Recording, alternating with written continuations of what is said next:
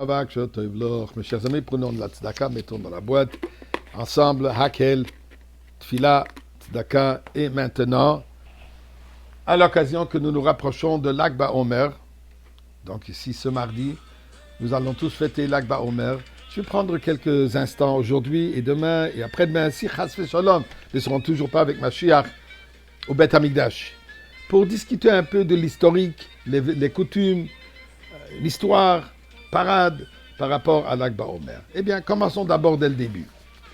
L'Ag Baomer. L'Ag représente l'Amed Gimel, le 33e jour du Omer.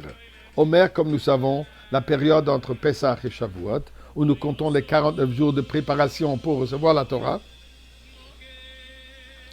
Nous avons aussi, comme on connaît l'histoire que la Gamara Yevamot rapporte que c'était le moment durant lequel 24 000 élèves de Rabbi Akiva sont décédés.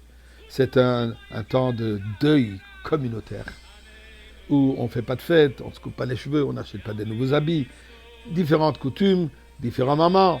Mais en général, c'est un temps de deuil. Vient l'Agba Omer, l'Ag donc, 33e jour de Omer, correspond toujours au 18e Chai Iyar, où nous fêtons ce jour. La raison, puisqu'à ce jour, la plaie s'est arrêtée et les élèves ont arrêté de mourir. Donc c'est un moment très spécial. Mais plus que cela encore, c'est aussi le jour où Rabbi Shimon Bar Yochai, l'auteur du Zohar, Rabbi Shimon Bar Yochai, le fondateur, si on veut, de l'enseignement de la Kabbalah, est décédé ce jour. C'est sa Hiloula. Et le jour de sa Hiloula, nous dit dans le Zohar, c'est le moment où Rabbi Shimon lui-même a dit, il ne veut pas qu'on soit en deuil ce jour. Il veut que ça soit un jour de fête. Tel que lui, son âme va se réunir, va s'unifier avec Akadosh Baruch Hu. Il veut que tout le monde participe dans sa journée. Yom Simchato, le jour de sa fête.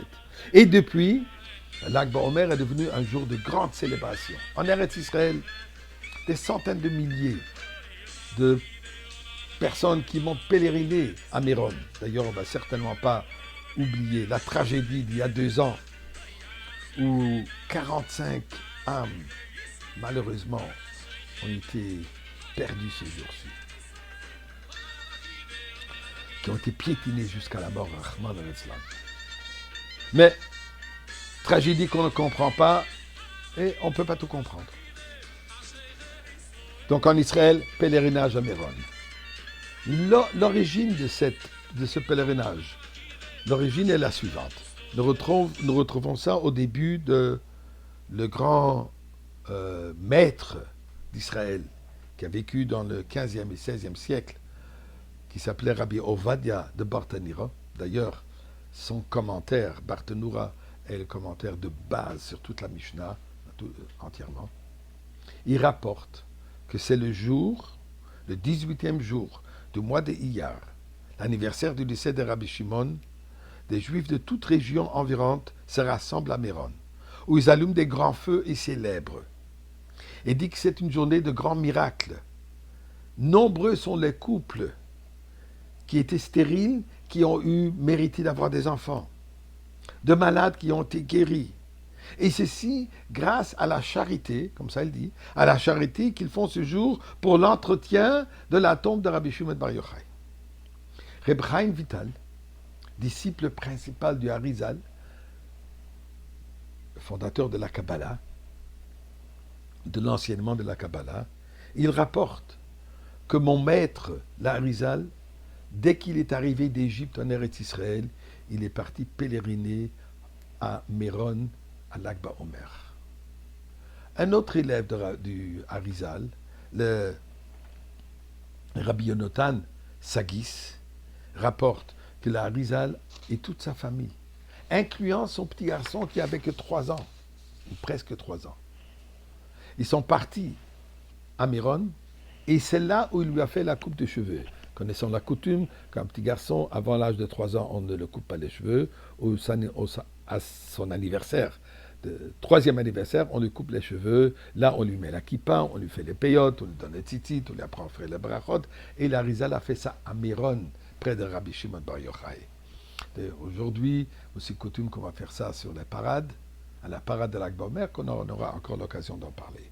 Et aussi, nous savons que c'est une journée dans laquelle on ne dit pas Tachanoun. C'est un jour où on peut faire les mariages. C'est un jour où certains vont se couper les cheveux, dépendamment des coutumes. Mais c'est une journée de fête. C'est Simchato chez Rabbi Shimon Bar Yochai. Nous savons que c'est une journée où la lumière de Mashiach rayonne dans le monde. Et c'est à nous d'apprécier cette journée extraordinaire. Et espérons bien sûr qu'on sera déjà bien avant l'Akba Omer, avant mardi, avec Rabbi Shimon Bar Yochai, avec Melech HaMashiach.